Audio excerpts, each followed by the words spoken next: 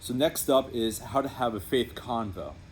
Now, the way I want to approach this is some of these things might also be applicable to the earlier part about teaching a Bible study. But this is kind of geared towards if you ever have a one-on-one conversation with the youth. And if you've got a success story that you'd like to share in this time, it's totally fine as well. First off, don't overthink it. They can feel it a mile away if you're forcing it. And in fact, I would be repulsed as well if I felt as though someone was trying to shoehorn me into a Jesus conversation. Like, I don't like this. You probably felt the same way sometimes too. Don't overthink it. Sometimes it is a matter of intuiting in the moment. Like, are they ready for this right now? Is this a safe moment space where I can actually ask them? Do I know them well enough that I can ask them about this one thing?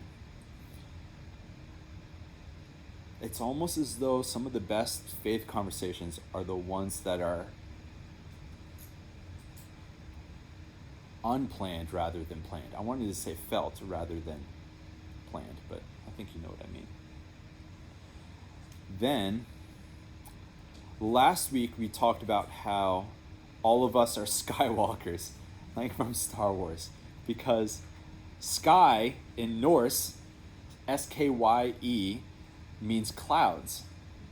And so I drew a parallel that our youth need heaven walkers and they need storm cloud walkers. Just walk among the clouds. You may not feel as though you have the expertise to talk about the Greek or the Hebrew or the potential Aramaic within the Gospel of Matthew. That's fine. But you are an expert in your own life's situations. You are an expert in the things that you have overcome and had victories over. One of the most powerful Sunday mornings with high schoolers was actually Jim was in this side room over there and I was sitting in there. And then he started talking about being in your first fire and somehow you knew what to do even though you didn't have the training yet. Yeah.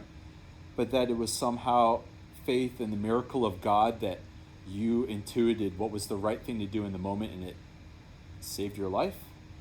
Is that right? Close, yeah. The whole room woke up and they zoomed in and they're like, all of a sudden Jim is a different person to them. Yeah. That was a great moment. Yeah.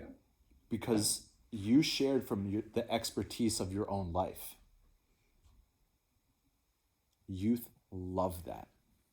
I mean, people love that, right? There's even like instances where my dad still does it.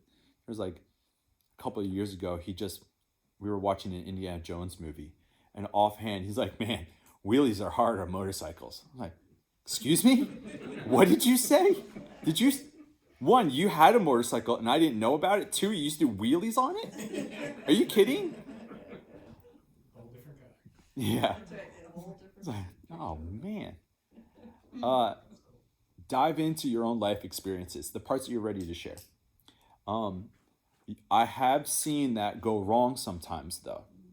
I have seen, it was at a camp, I once saw a pastor just break down crying every single night. I was like, in the middle of their sermons.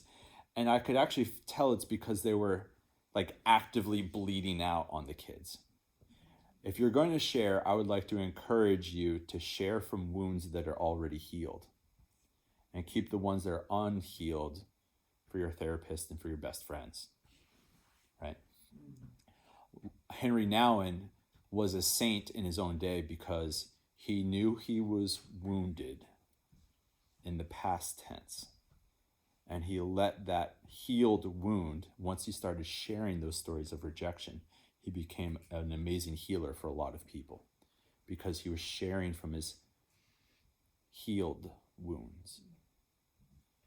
So just be careful. I have seen it. I haven't seen it done here, but there are times when I've seen a Bible study or a preacher use the audience for their own, not narcissism, what's the word? For their own catharsis? Their journey. Yeah. Youth love stories, but I ask you to just share from the ones that are already healed for you. if you can.